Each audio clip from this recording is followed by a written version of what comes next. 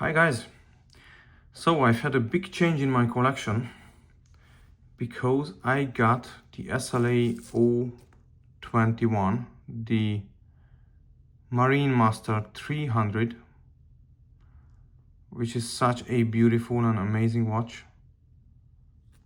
And because of this watch, I have sold quite a few watches.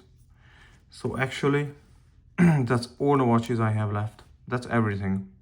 Everything else is either already sold or is listed for for sale. And I have sold the King Samurai, I've sold even the SKX, and I can confirm there is life after the SKX. The SKX is amazing, but I haven't really been wearing it. And this watch wasn't cheap, so I got it in a brand new condition from a private seller for a very good price. But still, this is the most expensive watch in my collection. But I absolutely love this watch, and I've been dreaming about getting this watch for quite some time. And actually, the reason I bought it is because I was thinking of getting an MM200, either a Steelmaster or one of the previous generation with the 6R15 movement. And I almost pulled the trigger on one of those, and I was like, okay, why should I spend money on a watch like that when the watch I really want is the MM300?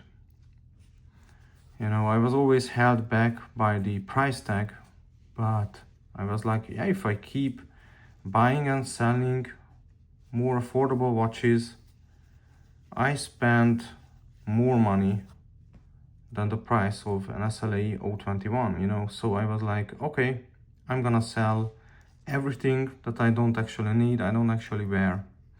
So that's what I am doing, that's what I've been doing. So what stays in the collection? The Willard, of course it stays. It's a beautiful watch. The kind of green it is exceptionally beautiful. I love how it looks. It's got great lume, and by great lume I mean great lume among these SPBs. That's what I mean. Of course, the best lume goes to the two Marine Masters, the Tuna and the MM300. Absolutely love this green Willard. So the other one that's left, of course, the SPB 147. Absolutely love it.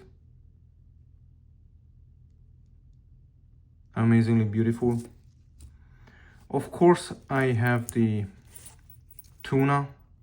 I'm never gonna get rid of the Tuna. Absolutely love it. Beautiful. And these two really have the strongest lume in the world. And so actually the longevity and the brightness, so the strength of the lume on these watches is like the same, but the Tuna has the better lume. And the reason is that, excuse me, and the reason is that the hands on the Tuna are just thicker, so it's easier to see the hands, after many hours in the darkness. Whereas on the MM300, the lume is very strong, just as strong as it is on the Tuna, but the hands are just more narrow. There is just less surface area for lume on the hand. And the Tuna has big ass hands, so the Tuna is better when it comes to, lume visibility or legibility in darkness. But the lume strength and longevity is equal. Okay, the Sumo. I've been thinking of selling the Sumo, but I just can't, at least not for now. I absolutely love this watch. It's so beautiful, and it's also my only blue watch now. And I really love that it's got big indices, strong lume. I really love the bezel insert, the signed crown, the case shape, and actually, very interesting, the case shape of the MM300 and the Sumo is almost the same. I mean, they are so similar. You see that? Yeah, of course, the Marine Master has these Suratsu polishing, which makes the polished sides almost disappear in many situations. But the case shape is extremely similar. It's almost like the same. I mean, it's the same shape. The only thing is that the MM300 is taller and the Sumo is more flat. That's it. That's really it. Both have signed crowns. Yeah. So, what else? The two citizens. I have decided to get rid of these citizens and consolidate these two citizens into one. And I'll show you which one. I don't have it yet, but I can show you a picture. So, this is the one, the Barnacle. And I just love how this watch looks. So, the idea is that I have decided. So, I'm gonna get rid of these two citizens. I'm gonna sell them and buy this one. And then, because right now I have 7 watches, and then I'm gonna have 6 watches, and 6 is the maximum for me. I'm not a big collection guy. I cannot be happy when I have too many watches, and 6 is already more than I can. So if there are 6 watches, you know, and I have 1 wrist, because on the other wrist I wear the Apple Watch for practical reasons. It's very useful. So I have only 1 wrist for 6 watches, you know, and even 6 watches, it's testing the limit, but 6 watches is really a limit for me. And yeah, so yeah, again, I've sold the King Samurai and the SKX, and to be honest, I'm not missing them. You know, the SKX is so iconic and everything. It was the first watch, the first mechanical watch, the first Seiko, the watch that got me into this hobby, but I didn't really wear it anymore. So it had to go. And the Monster is still at the service center because, yeah, I messed it up. I messed up the bezel when I removed it. I called the service center and they said, yeah, I bent the bezel, so they tried to repair it. If not, they will have to install a new one, which is gonna be like half the price of the watch. Half the price I got the watch for. So I really hope they can fix the bezel, and then I will sell the the Monster. Of course, I'm gonna lose a lot of money on it because I messed it up, but it is what it is. You know, I can't change the past, but I have my plans for the future. And my plan is to have maximum 6 watches, and those watches have to be watches I really love and I really wear. Because these two citizens, these are amazing, beautiful, fantastic citizens, but I don't really wear them. To be honest, the only watches I wear, I regularly wear, are these 5 Seikos. But even since I got the MM300, the only 2 watches I've been wearing since I got the MM300 are the 2 Marine Masters. So yeah.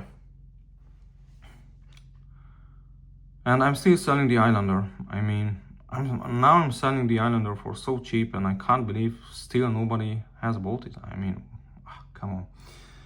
I really want to get rid of the Islander, but not for free. I mean, not for no money. But that's crazy how hard it is to sell the Islander, and it's in a great condition. I have also sold the Erebus.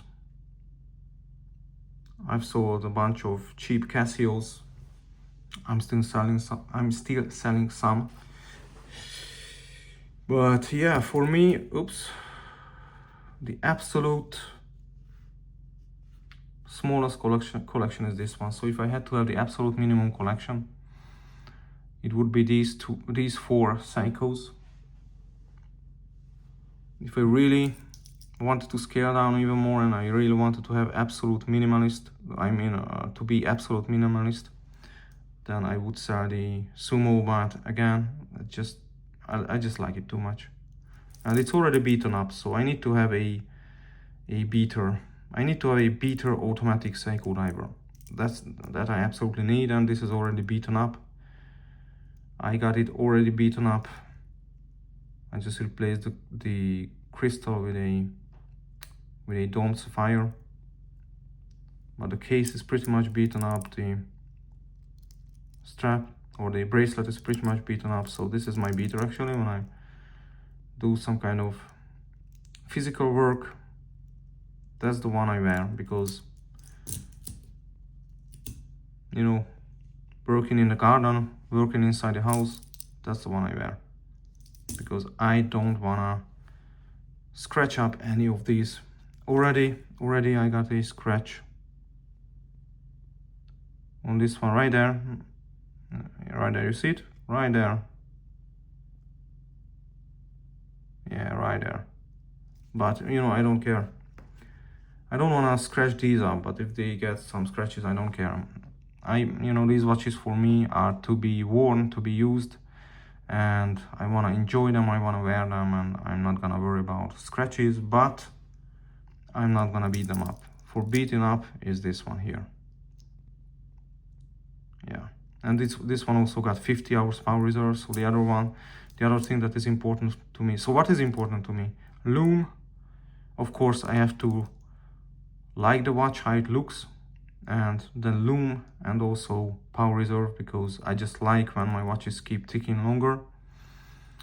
And this one got 50 hours power reserve, the two SPV 70, the Tuna 5-6 years, the MM300 also 50 hours. Yeah. The Citizen Barnacle, it's got 42 hours. Yeah, and this one here, it's like 40 hours. This is even shorter than the SKX. This is the watch which, if I don't wear it, this is the one that always stops first, even when I had the SKX. So yeah, this one, I think 6 months power reserve. Yeah, something like that. All right, that's it. Thanks for watching, and goodbye.